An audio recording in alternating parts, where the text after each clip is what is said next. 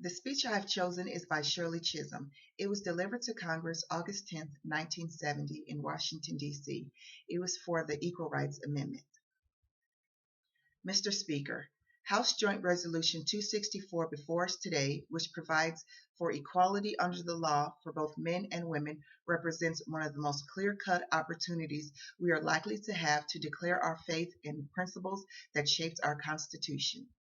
It provides a legal basis for attack on the most subtle, most pervasive, and most institutionalized form of prejudice that exists.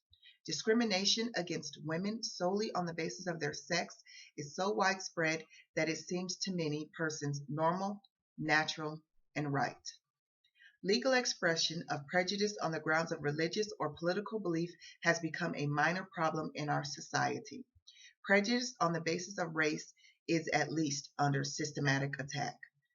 There is reason for optimism that it will start to die with the present older generation. It is time we act to assure full equality of opportunity to those citizens who, although in a majority, suffer the restrictions that are commonly imposed to minorities, to women. The argument that this amendment will not solve the problem of sex discrimination is not relevant.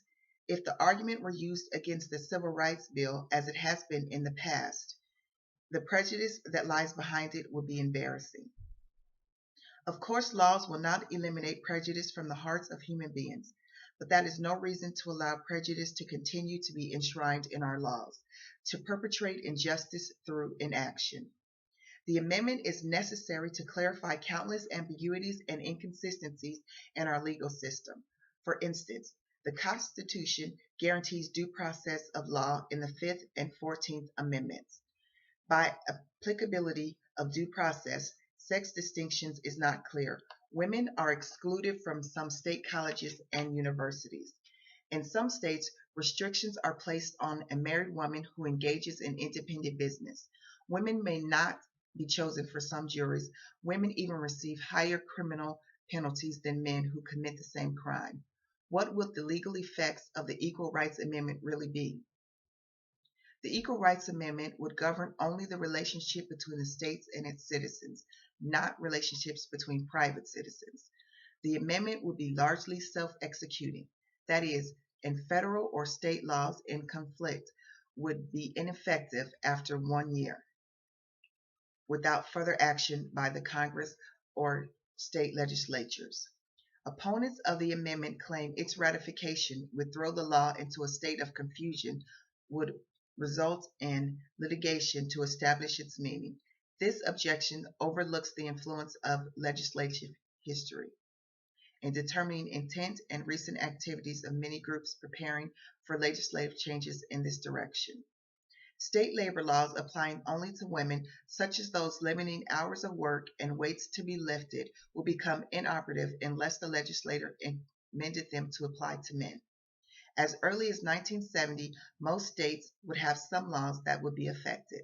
However, changes are being made so rapidly as a result of Title VII of the Civil Rights Act of 1964, it is unlikely by the time this Equal Rights Amendment would be effective, no conflict of state laws would remain. Laws requiring longer prison sentences for women than men would be invalid, and equal opportunities for rehabilitation and vocational training would have to be provided in public correctional facilities. Different ages of majority based on sex would have to be harmonized. Federal, state, and other governmental bodies will be obligated to follow non-discriminatory practices in all aspects of employment, including public school teachers, state universities, and college faculties. What would be the economic effects of the Equal Rights Amendment? Direct economic effects would be minor. If any, labor laws applying to women still remain. Their amendment or repeal would provide opportunity for women in better paying jobs in manufacturing. More opportunities in public vocational and graduate schools for women would also tend to open up opportunities, better jobs for women. Indirect effects could be much greater. The focus of public attention on the gross legal, economic, and social discrimination against women by hearings and debates in the federal and state legislatures would result in changes in attitude of parents, educators, and employers that would bring about substantial economic changes in the long run. Sex prejudice cuts both ways.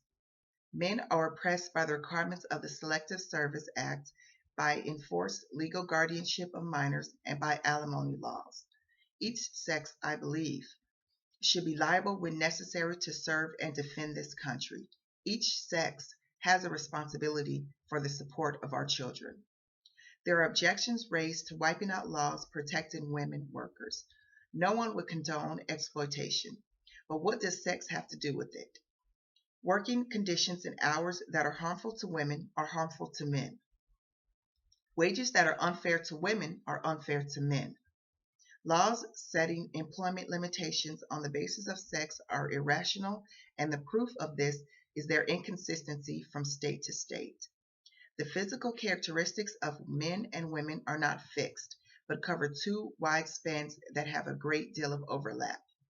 It is obvious, I think, that a robust woman could be more fit for physical labor than a weak man. The choice of occupation would be determined by individual capabilities, and their rewards for equal works should be equal. This is what it comes down to. Artificial distinctions between persons must be wiped out of the law. Legal discrimination between the sexes is, in almost every instance, founded on outmoded views of society and the pre-scientific beliefs about psychology and physiology. It is time to sweep away those relics and the past and set further generations free of them.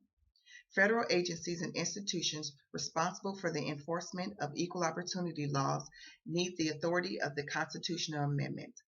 The 1964 Civil Rights Act and the 1963 Equal Pay Act are not enough. They are limited in their coverage.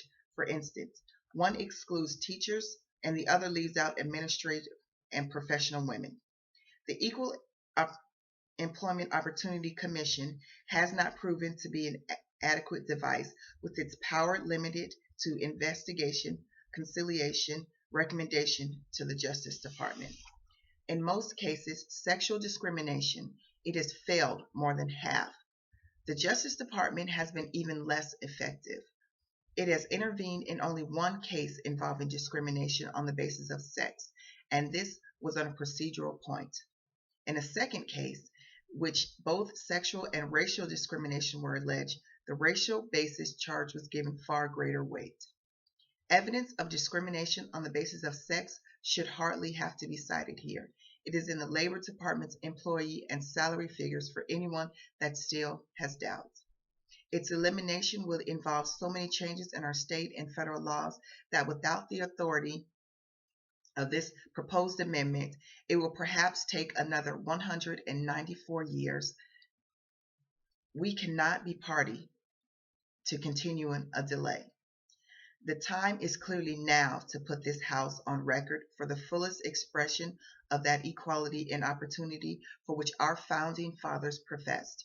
They professed it, but they do not assure to their daughters as they try to do for their sons. The Constitution they wrote was designed to protect the rights of white male citizens. As there were no black founding fathers, there were no founding mothers. A great pity on both counts. It is not too late to complete the work that they left undone.